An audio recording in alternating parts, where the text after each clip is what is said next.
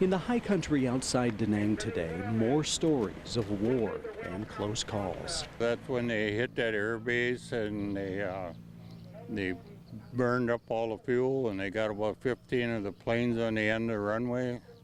And we happened to be in the line of fire, and we woke up in about 11 o'clock at night and bullets ripping through our tent. During the Vietnam War, more than 58,000 American troops sacrificed their lives.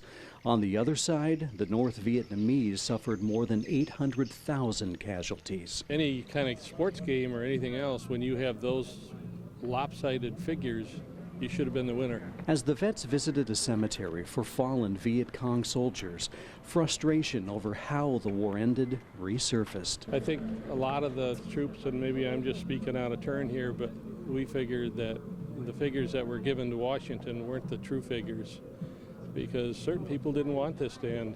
I think that's part of the trip coming back, is the unfinished part of it. At a nearby former Marine base known as Hill 55, the veterans pay respect to those who didn't come home or left severely injured. I got an infection in my back from carrying the radio, and I was there for a week.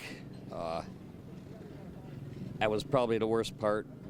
We had people out in the field, but seeing all the damage in the hospital is,